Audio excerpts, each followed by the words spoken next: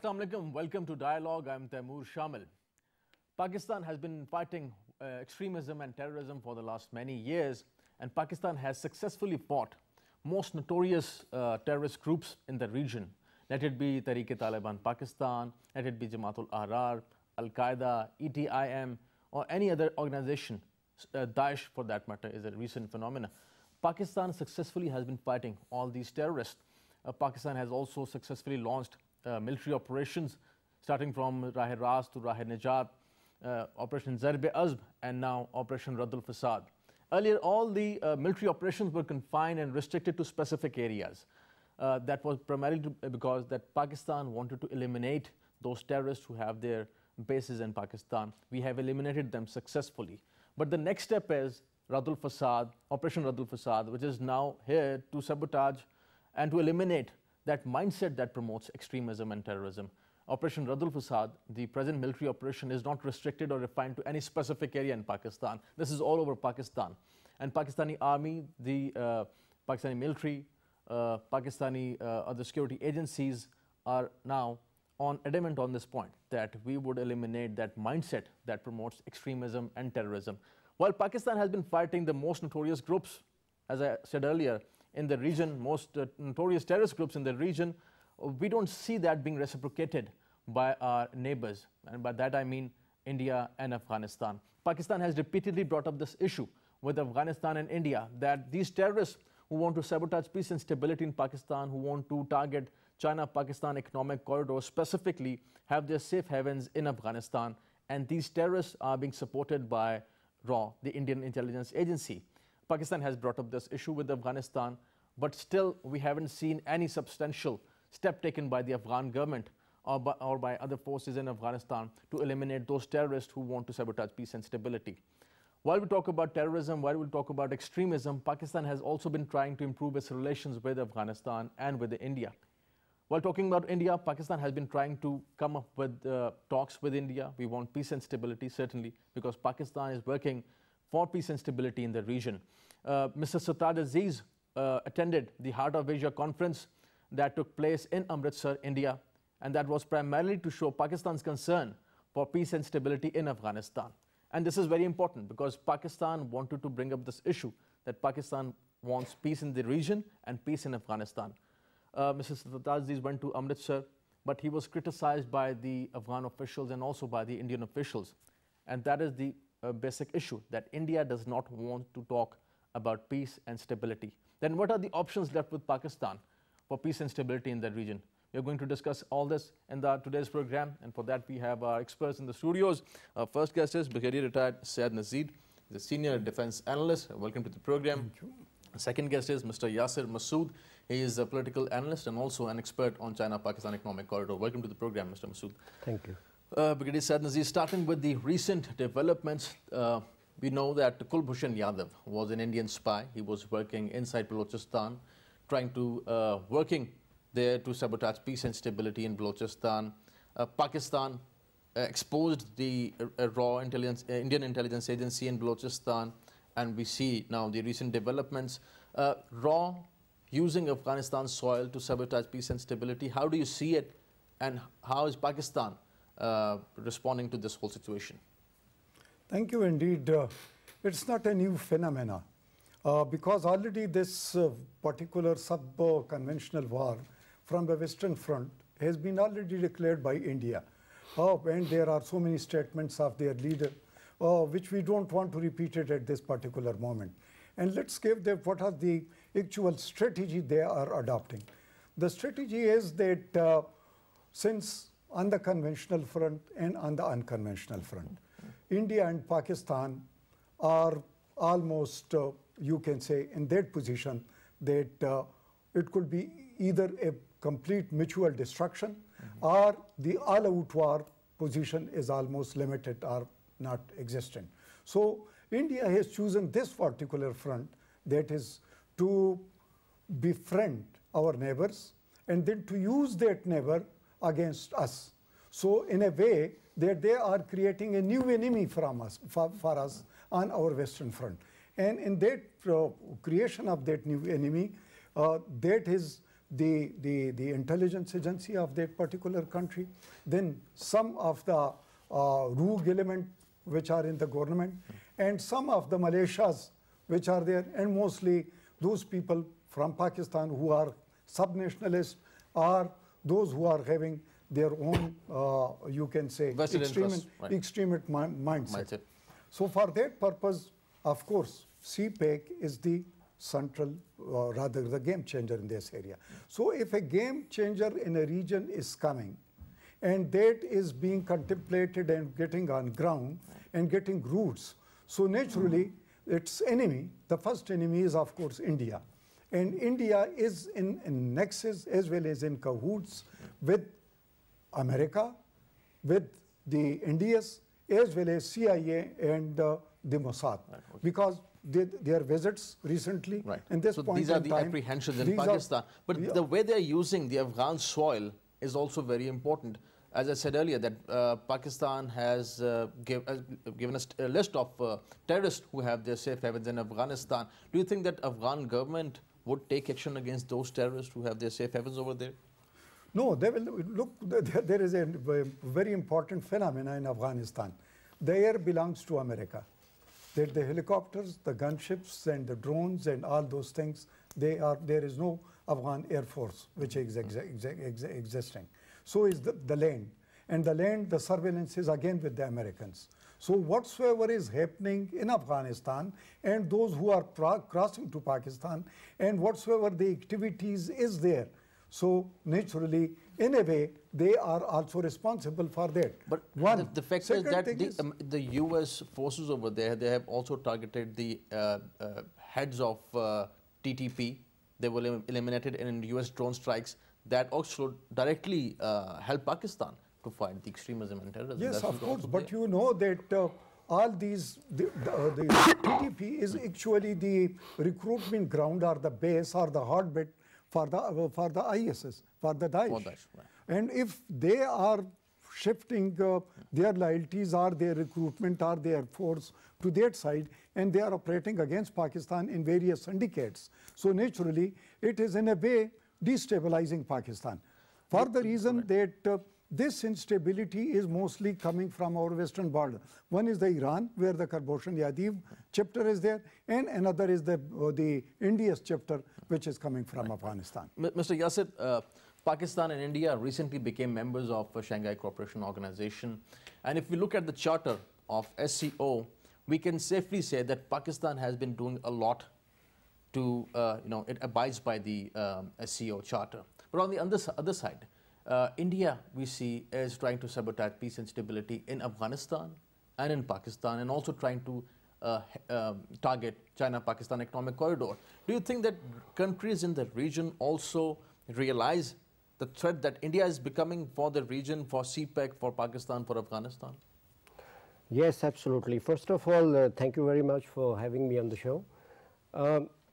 It's a very important component, because if we see the timing, especially after Belt and Road Forum, which held in Beijing, and then after the full-fledged membership in SCO, we have found out that there is some sort of flurry of articles and flurry of themes are coming from India and from the Western countries as well against CPEC. Now, why it is happening? My first question to Indians are that if CPEC is a death threat, as they call it, then why India is so much worried about CPEC in the first place?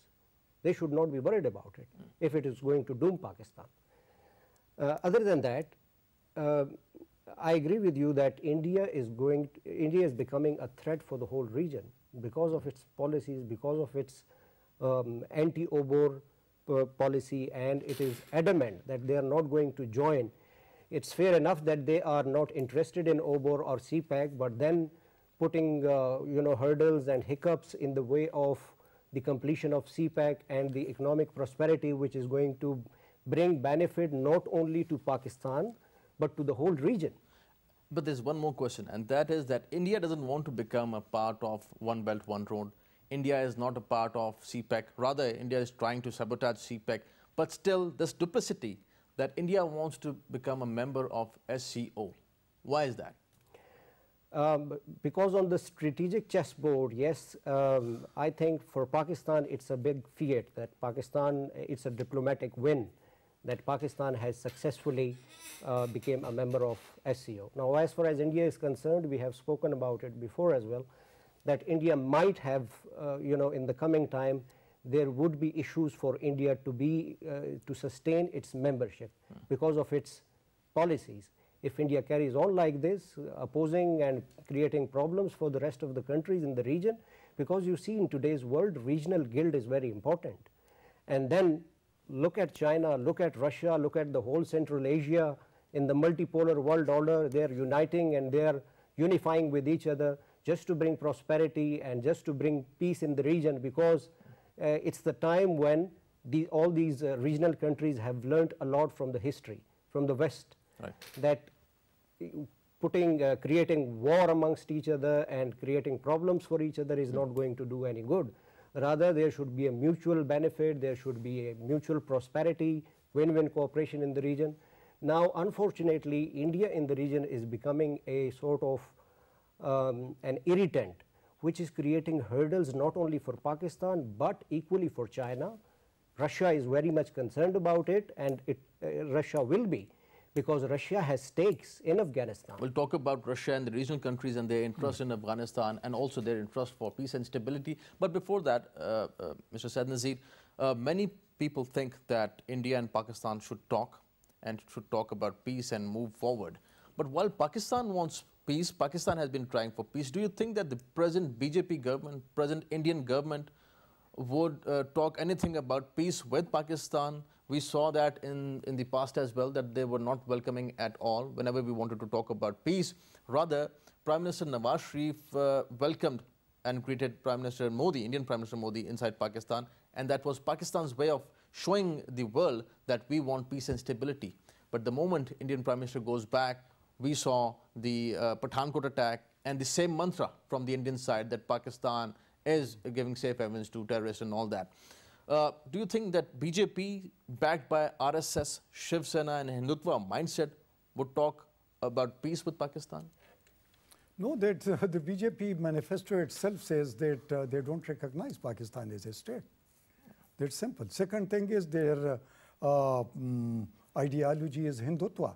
And Hindutva means that it is Hinduness, that there is no place. Mr. Modi himself has said that let's get out from this 1200 slave mentality, where there is a Christian, or there is a Muslim, or there is a Sikh, or there is a moderate Hindu, but India belongs to the Hindus only.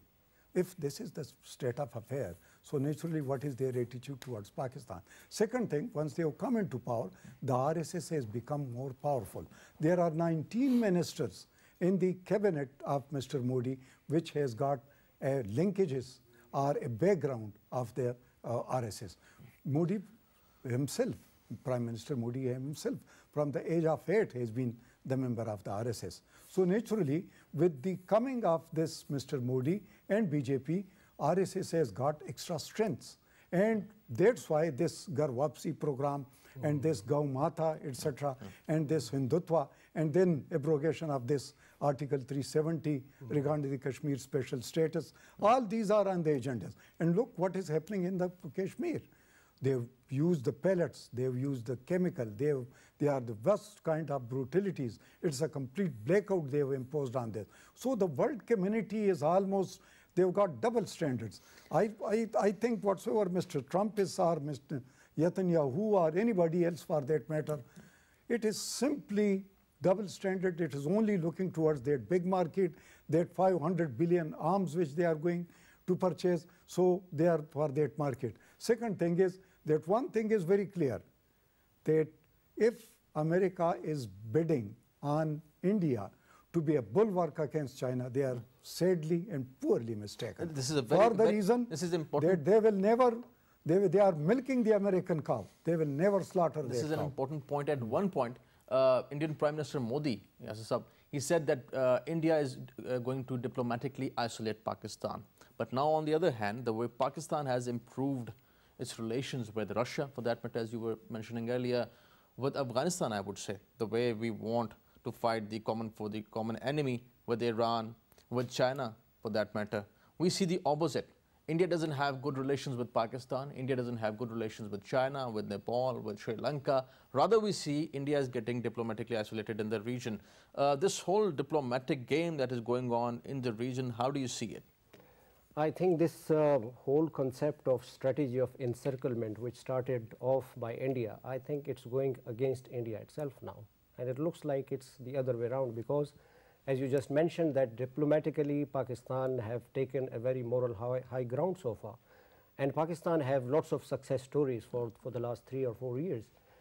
We have improved our relations with our regional countries, as I mentioned, with Russia, with China, with Iran, with the rest of the nations as well. But instead of isolating Pakistan, it looks like that India is isolating itself by its bizarre and by its lunatic policies, which is emanating again from the mindset of Hindutva. I mean, it's no less than some sort of lunatic policies, or because of creating hatred against Muslim state like Pakistan and against minorities in India. So, and India is being projected now in the whole world. And more or less, they want the same in Pakistan. Our officials, army officials, are also on record saying that India wants to instigate sectarianism in Pakistan. The way they have been targeting people in Balochistan, the way they have been targeting people, the way RAW has been targeting people in Balochistan, and Parachana for that matter, and Fatah, Karachi and elsewhere in Pakistan, is also very, I would say, alarming. Do you think that this is the time that we expose the RAW intelligence agency of India and India itself and the BJP government? Well, first India is exposing herself, they are helping to expose themselves on the world arena now because of its policies, as I just mentioned. And then as far as Pakistan is concerned, yes, I think because it's the time where enough is enough. Pakistan has to have tit for tat response, and Pakistan has to pay them, in the same coins. Because if it happens like that, Yadev is the glaring example. And even all the episode of Yadev is the glaring example. I still believe that Pakistan has not projected the nefarious agendas of Yadev to the whole world the way it should have been. Right. But yes, Pakistan's, it's the responsibility of Pakistan's, foreign policy for all the stakeholders that they should show to the rest of the world that who is the terrorist. Right. We have Lieutenant General retired Raza Muhammad Khan, former President, National Defence University, with us. Assalamu alaikum. Wa alaikum assalam. General Raza, welcome to the program. We are discussing about the security situation in the country, and also the recent reports that the way RAW is supporting the terrorists in the region to sabotage peace and stability in Afghanistan, and also the way Afghan soil is being used by the terrorists to attack Pakistan. How do you see it? Do you think that Pakistan now needs to bring up this issue with the international community, the way these terrorists are being trained and facilitated by RAW inside Afghanistan? Yes, Bismillah ar-Rahman ar-Rahim.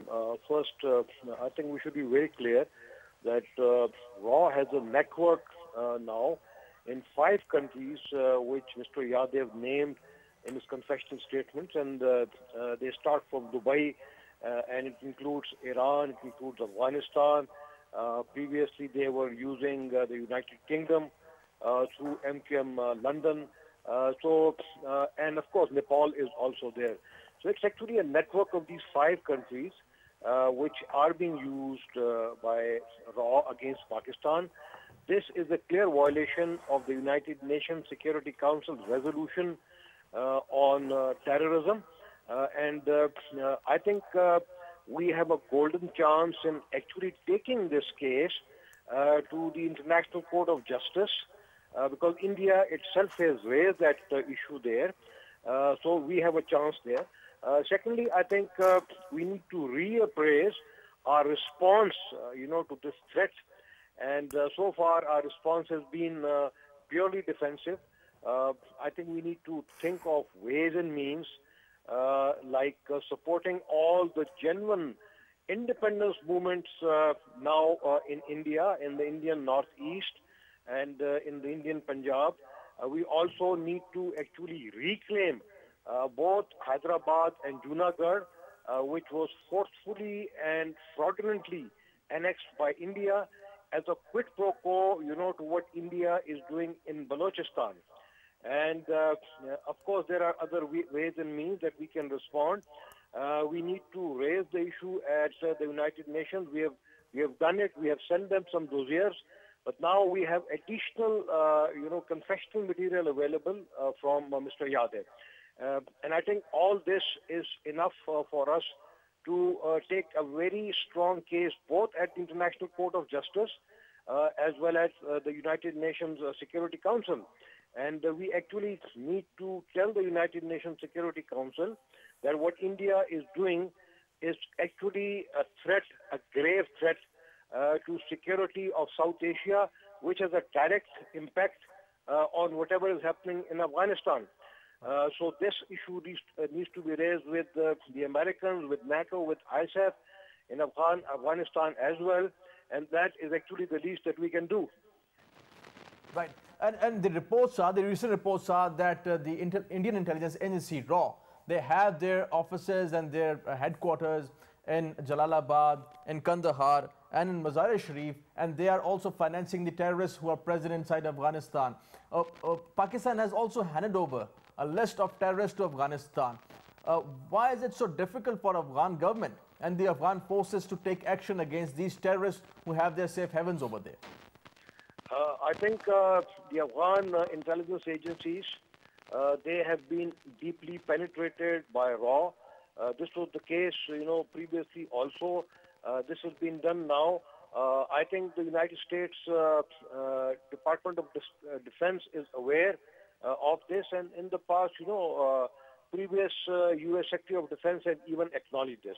We need to actually, again, specially brief the new Secretary of Defense, Mr. Mattis, who has stayed in Afghanistan for quite some time. And we need to very clearly tell the government of Afghanistan that, any further terror activities that are sponsored by them through the use of their areas will be considered as a direct threat to the security of Pakistan, and that Pakistan will have the right to respond in any manner that it deems appropriate. So I think as far as our policy, on Afghanistan is concerned, that also needs a reset. The United States has already reset its policy in the Middle East. It has not worked for them there. I hope when they reset their policies here in South Asia, they keep all these concerns of the Pakistani people in mind while they are resetting their policies. But I think more important than that is how we actually reappraise our policies in a manner that these threats are either totally reduced or they are minimized. Right. Mr. General Raza Muhammad Khan, thank you for joining us. Mr. Humayun Khan, instructor at National Defense University, has just joined us. Mr. Humayun Khan is a senior expert on China-Pakistan economic corridor and also on the regional security. Mr. Humayun, talking about the whole security situation, a couple of weeks back, US senators also visited Pakistan, and they were taken to North Waziristan, and Waziristan primarily, and Chief of Army Staff took the senators to Waziristan. The remarks were from the US senators that they couldn't believe that they would be visiting Waziristan anytime soon, and they did. They were there in Waziristan. This speaks a lot, I would say, speaks volumes about the way Pakistan has been fighting terrorism and extremism. But while Pakistan is fighting extremism, do you think that the international community, the senators, the people would also realize who are the financiers of the terrorists, who are the people and organizations like RAW who are financing and supporting these terrorists? Oh, absolutely. I guess Pakistan's record of fighting against terrorism has been remarkable, and it has been appreciated by almost every country in the world except India. A couple of months ago, the Russian Colonel Defense was also, who was the deputy head of their army, he was also visiting Waziristan as well. US senators have visited a couple of times now to North Waziristan. and not only North Waziristan, the rest of the country where we are fighting this war. In terms of the financing of terrorism, I guess there are a couple of reasons now. Pakistan's record, if you see in the last few months or few years, in terms of our economic boom or economic growth, which was increasing, our international standing, which was also increasing remarkably, this is something which India did not like. And this was one of the prime reasons that India's involvement in Pakistan. And also, you also have to see one thing, that China has been very active in the last couple of months. China has offered to mediate between India and Pakistan in terms of its dispute with Kashmir. Which India rejected. Which India rejected, obviously. Then also the China's investment, which is in Pakistan, which is increasing day by day, by the way, which is also not seen very positively by the Indian government and Indian administration as well.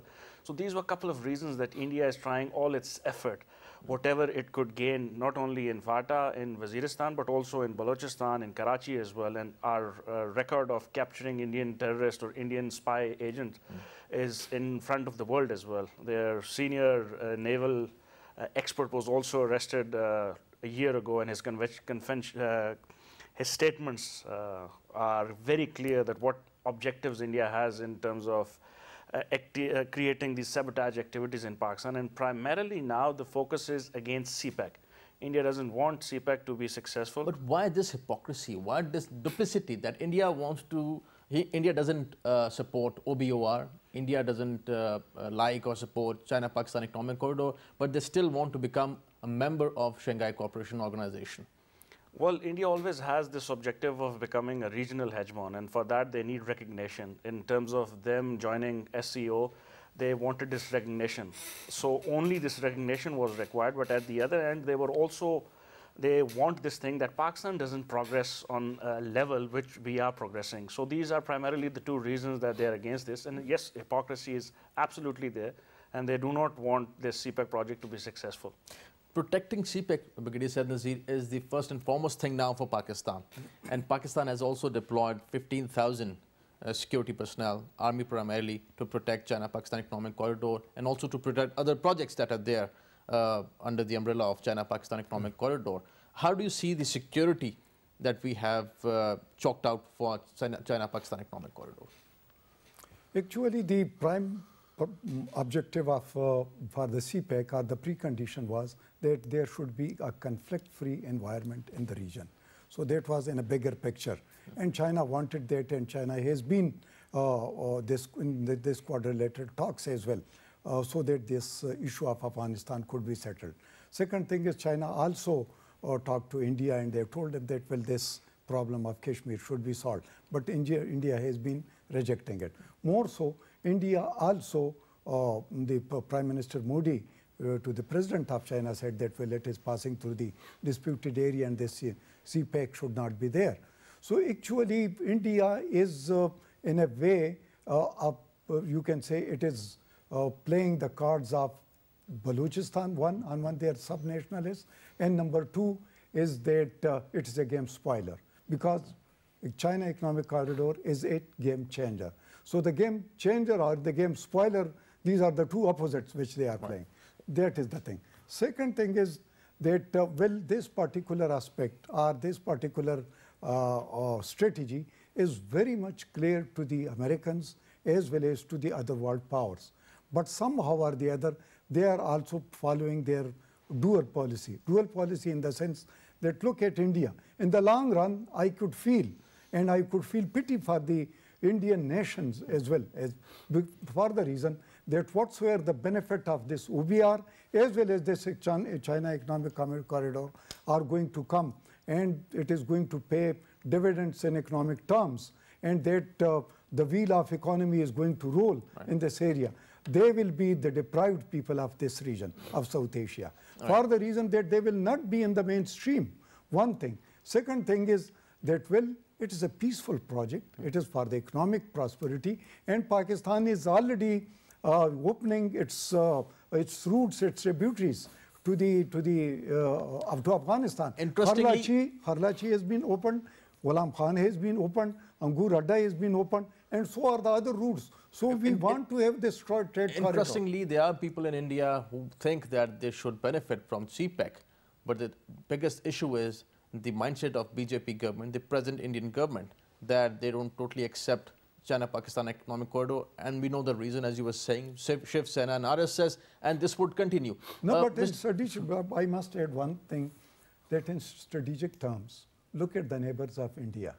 They've already taken the soul out of SARC by sabotaging it or by refusing it to give the meeting. One. Second thing is, there's Pakistan having a long border and a nuclear power state, and then is China, a superpower. If they are having enmity with all these two big neighbors, what India is going to do? Exactly. That is also a very important question, Mr. Yasir. So far, China and Pakistan, they have been trying to bring India for talks, trying for peace and stability in the region. But at the same time, as we are discussing, India is trying to sabotage peace and stability, primarily in Pakistan, using the Afghan soil. So far, China and Pakistan have been trying for peace and stability. But do you think that a time would come, and probably soon, when the countries in the region would just simply ask India to stop financing and supporting the terrorists once and for all? Yes, absolutely, because as we mentioned earlier, that India has been doing such sabotaging activities against CPAC, against OBOR, and using Afghan soil on the other hand to create fuss and to create unrest in Pakistan. So things are moving in a better way as far as Pakistan's peaceful stance is concerned, because we have always been initiating, we have always been promoting peace in the region, and we have been trying. And it's no less than an embarrassment now, because time and again Pakistan has tried with India many a times, but every now and then India's response is they are adamant not to talk. Now we need to find out that why India is shying away from the talks, because all over the world now it is a glaring reality. India is showing its true face to the whole world, what they have been doing and they are doing in Kashmir. The worst atrocities in the world, the mayhem which they have created over there. Now they cannot talk with Pakistan, simply for the reason because they have to be responsible when they talk about terrorism, and now they will have to respond and answer about the atrocities in Kashmir. And that is one of the primary reasons that India cannot face Pakistan on the peace terms. And interestingly, since India is coming up with the same mantra of terrorism, there is still no evidence provided by the Indian authorities on either Uri attack or about the Pathankot attack. That is also very important. Mr. Humayun, talking about Afghanistan, since our officials on record saying that Afghanistan soil is being used by RAW and the Indian intelligence agencies, Pakistan is trying for peace and stability. Now, other countries in the region like China and Russia are also trying to bring peace and stability in Afghanistan. While we are doing this, do you think that regional countries like China and Russia and US probably they would take a stern stance on this, that India needs to stop financing the terrorists inside Afghanistan? I guess China probably has already taken this stance, and China is in constant negotiation with us and also with the other international powers. Russia is also playing a very active and positive role. United States of America, on the other hand, and we have to see the geopolitics, the way it has been played in the region. Now, USA and India has a regional alliance. They are selling weapons to Indians on the tune of billions of dollars. They want to have a strategic ally in South Asia in the form of India and China, a US relationship. So US, in my opinion, would not be saying anything in the near future to the Indians that you are doing something wrong. So we would be naive to think that US would say something. On the other hand, yes, China and Russia are playing a very active and positive role, and that would be a very good thing in the future. And SCO could be a very constructive organization which could play a very active role in terms of telling the Indians that, in order to have peace in the entire Eurasian region and South Asian region as well, India should play a very active role and not, but again, they can only say this thing to India, cannot force this thing because India is a bigger player as well. But what they can do is to create an alliance which would show the positive side of Pakistani effort in the region. So in my opinion, no bigger country, particularly United States of America, is going to say anything to India in the near future. But so far, United States, they have also, we were discussing earlier, they have targeted the leaders of heads of Tehreek-e-Taliban Pakistan that has helped Pakistan. They have also, Pakistan and US have been collectively fighting this common foe that is extremism and terrorism. But still, as your point is, that I think more needs to be done in Afghanistan by the US forces and the NATO forces. Well, one of the prime reasons that this region is in turmoil is because of the US invasion of Afghanistan. And yes, they have selectively targeted few heads of the banned organization in Pakistan when they were doing something against them on tactical level. But strategically speaking, they are not doing significantly things enough which would create peace in this particular region. Right. We'll continue our discussion on the security situation inside Pakistan and the way RAW is supporting and financing the terrorists inside Pakistan and in Afghanistan, and also how the Afghan soil is being used by the terrorists by the Indian authorities. We have Mr. Nafis Zakaria, spokesperson Pakistan's Foreign Office, with us on phone. Assalamu alaikum. Ji, walaikum assalam. Mr. Nafis Zakaria, welcome to the program. We are discussing about peace and stability. Pakistan has been trying for peace and stability in the region. Mr. Sartaj Aziz also visited Amritsar to attend the Heart of Asia conference, where the Indian authorities and the Afghan authorities criticized Pakistan. Pakistan has been trying for peace and stability, but at the same time, we don't see India or Afghanistan reciprocating whatever Pakistan has been doing. Why? Well, I think this is the reason is very obvious, which is also visible and noted by a number of people across the world, that whatever they are doing in the occupied Kashmir, the kind of brutalities and the human rights violations going on over there, which has actually attracted the entire world attention. And they want to divert the attention from that, their atrocities, their occupation forces are committing over there. So what they are doing is that they are resorting to heightening tension at the LOC and working boundary, which has actually endangered the peace in the region. And that is one reason why the UN Secretary General has repeatedly raised his concern about it. And also, not just him, but there are many other leaders of the world who have been expressing their concern in this regard. And I think the purpose is multiple. Why they use the pretext why they are carrying out the activities on LOC, because they propagate, or their propaganda is that across the LOC, the infiltrators are coming into the occupied Kashmir and they are carrying out the terrorist activities. But they stood exposed. This false claim stood exposed when in 2009 the Mars graves were discovered, and it transpired from the investigations by the International People's Tribunal, an NGO, that those who were killed in the name of terrorism, they were actually the local Kashmiris, and then they were killed in fake encounters and they were buried over there. Right.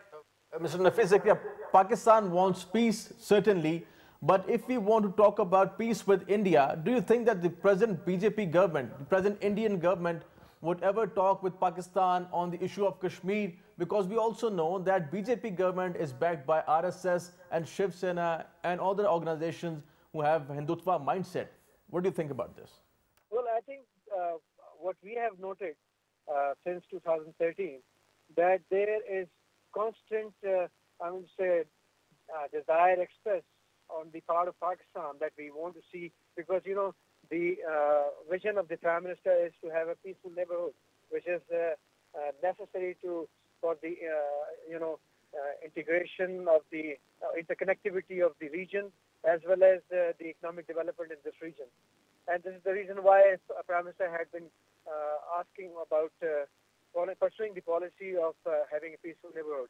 But I think their actions, their activities, their policies, and their belligerence, which they have demonstrated ever since the BJP has assumed charge in New Delhi, they have not indicated at all that they want to have any peace dialogue with Pakistan, because a number of occasions they agreed and then they backed out for one reason or the other. Every time the reason was very flimsy, the ground was very flimsy, that, why did you talk to the Kashmiris? Or sometimes some non-state actor is blamed, and then they withdraw from the commitment of talks they wanted to initiate. I think there is a mindset in this, I would say. Would Pakistan now, Pakistan has also brought up this issue of Kulbhushan Yadav and his involvement to sabotage peace and stability in Balochistan at the international platform. Would Pakistan bring up this issue again at the international platform, the way RAW has been trying to sabotage peace and stability in Pakistan? Do you think that we need to bring up this issue again? Well, I think Kulbhushan is just one person who has surfaced, who was arrested. Commander Kulbhushan was arrested, but I think the larger issue, the actual issue is Indian involvement, state involvement in perpetrating terrorism in Pakistan. And that is the issue, and that issue is being raised by Pakistan whenever we meet, be it international forum or multilateral forum or bilaterally with the major countries' leadership. We always take up this issue because it is about Indian involvement, state involvement in perpetrating terrorism in Pakistan, terror financing in Pakistan. So Kulbhushan Yadav was just an operator as a commander of the RAW, as a RAW agent who was arrested by the Pakistani security agencies, and then he made a confession, and the confession, revealed that how many ways India is actually involved in creating instability in Pakistan. Zakria, thank you for joining us. Brigadier Syed Nazir, Mr. Nafis Zakria, we heard Mr. Nafis Zakria and also Lieutenant General Raza Muhammad Khan.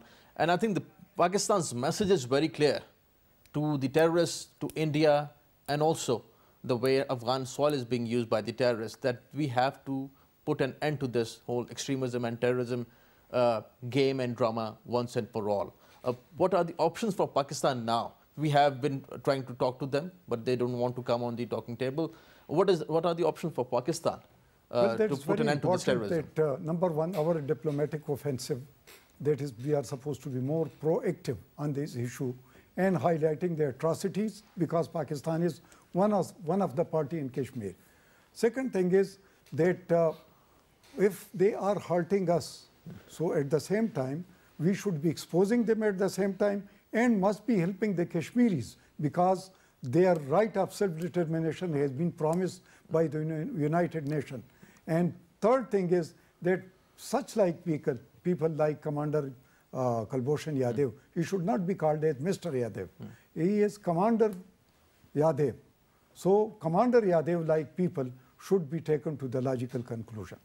Mr. Yasir, whenever we want to talk about peace, whenever we want to talk about, Pakistan wants to talk about Kashmir, Indians come up with the same mantra of terrorism and extremism. Do you think that this is their strategy, this is their tactics of equating Kashmir with terrorism?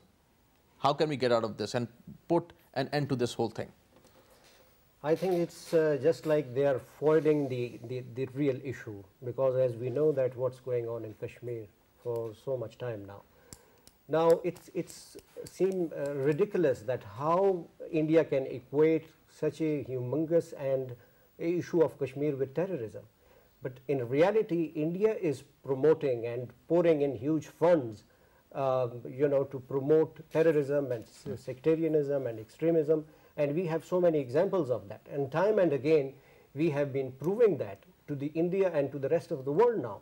But India is still adamant that Pakistan is a sort of hub of terrorism. I think this mantra has been used so much, and it's like not working anymore for India. No, it's not going to work for India anymore. Mr. Humayun, not just Pakistan, but also recently, India has been showing some aggression with China as well, on the border with China.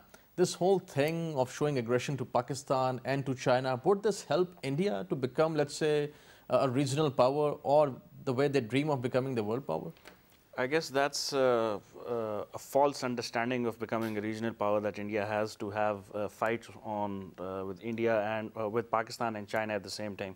I guess the only way they could become a good or regional power is to become inclusive in this project of One Belt, One Road or Belt and Road initiative, and to have normal relationship with all its neighbor. But coming back to the questions which you have asked, Brady Said and Mr. Yasir as well, I guess the answer from the Pakistani side is how we could achieve this particular success in international arena. Another is, the only answer, in my opinion, is we should focus on Pakistan-China economic corridor. And if we become economically stable, if we become economically more powerful, that is an answer to the situation which India is creating. To all the designs. To all the designs that they have. Right. We have to make sure that CPEC is successful. And if CPEC is successful, India's objective would automatically fail in this region. Right. Gentlemen, thank you for joining us. Brigadier Said, pleasure having you on the program. Mr. Yasir, thank you for your time. Mr. Humayun Khan, thank you for joining us. Today we discussed about the way RAW, the Indian intelligence agency, has been supporting and financing the terrorists inside Afghanistan to attack Pakistan. Pakistan has made it very clear that Pakistan is going to eliminate all the terrorists physically and also the ideology that promotes extremism and terrorism. While Pakistan is striving for peace and stability in the region, while Pakistan and China both are trying for peace and stability in the region, we also expect India and Afghanistan to do the same. But at the same time, Pakistan has more options as well. Pakistan is going to take a stern action against the perpetrators and also the supports, the financiers of terrorism and extremism. Operation Raddul Fasad continues successfully, and this is an operation that is there to eliminate the mindset that promotes extremism and terrorism. Thank you for watching today's program. See you next time. Khuda Hafiz.